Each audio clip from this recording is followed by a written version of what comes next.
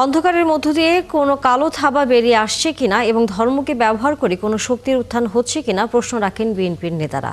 এমন অপশক্তির সৃষ্টি হলে বিএনপি তা রুখে দেবে বলে হুঁশিয়ারি দেন বিএনপির মহাসচিব মির্জা ফখরুল ইসলাম আলমগীর। এছাড়া অতি দ্রুত তারেক রহমান দেশে আসবেন বলেও জানান বিএনপির মহাসচিব। আরও জানাচ্ছেন মহিমুল খান অপু। বৃহস্পতিবার রাজধানীর কৃষিবিদ ইনস্টিটিউশনে বিএনপির বিভিন্ন জেলা উপজেলা থেকে আসা নেতাকর্মীদের সাথে বিএনপির দেশ গড়ার পরিকল্পনা শীর্ষক ধারাবাহিক অনুষ্ঠান। এতে যোগ দেন বিএনপি মহাসচিব মির্জা ফখরুল ইসলাম আলমগীর, মির্জা ফখরুল ইসলাম আলমগীর সিনিয়র যুগ্ম মহাসচিব রুহুল কবির রিজভী সহ অন্যান্য নেতারা। আমি তীব্র নিন্দা জানাই, ঘৃণা জানাই।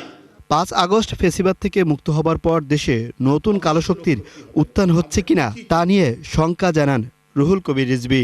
৫ই আগস্ট আমরা মুক্ত হয়েছি এক ভয়ঙ্কর দানবীয় ফ্যাসিবাদের পতনের মধ্যে দিয়ে, কিন্তু এই পতনের মধ্যে দিয়ে মুক্ত হওয়া পরে ভেতরে কোনো অন্ধকার, কোনো অন্ধ কালো শক্তির উত্থান ঘটছে কিনা এটা নিয়ে আমার খুব সংশয় তৈরি হয়। তফসিলের মাধ্যমে নতুন নেতৃত্বের সুযোগ হবে বলেও মন্তব্য করেছেন বিএনপির এ মহাসচিব। তিনি বলেন, আগামী নির্বাচন নিরপেক্ষ হবে, ফ্যাসিস্ট আমলের মতো হবে না। তারেক রহমান যেদিন পা রাখবেন দেশ কেঁপে উঠবে বলেও জানান তিনি।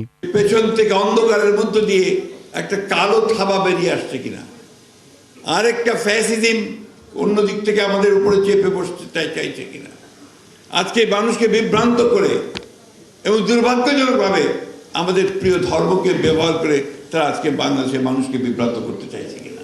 এদিকে কৃষক দলের প্রতিষ্ঠা বার্ষিকী উপলক্ষে জিয়াউর রহমানের মাজারে শ্রদ্ধা শেষে বিএনপির স্থায়ী কমিটির সদস্য আমির খসরু মাহমুদ চৌধুরী সাংবাদিকদের বলেন, আগামী নির্বাচনের মাধ্যমে অন্তর্ভুক্তিমূলক রাষ্ট্র গঠনের সিদ্ধান্ত নিবে জনগণ।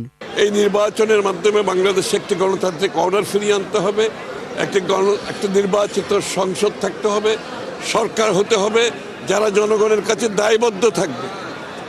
এটাই ছিল বাংলাদেশের মানুষের আকাঙ্ক্ষা। ইনশাআল্লাহ ফেব্রুয়ারি নির্বাচনের মাধ্যমে আমরা বিএনপি যে সংগ্রামে আছি সেটা আমরা পূরণ করতে সক্ষম হব বলে আমি মনে করি। বিএনপি আগামীতে তারেক রহমানের নেতৃত্বে জনগণের কাঙ্ক্ষিত বাংলাদেশ গড়ে তুলবে এমন প্রত্যাশারও কথা বলেন আমির খসরু মাহমুদ চৌধুরী। আকাঙ্ক্ষিত যে বাংলাদেশ সেটা তারেক রহমান সাহেবের নেতৃত্বে আমরা করতে পারবো বলে আমরা আশা করি। মহিমুল খান অপু, ৭১, ঢাকা।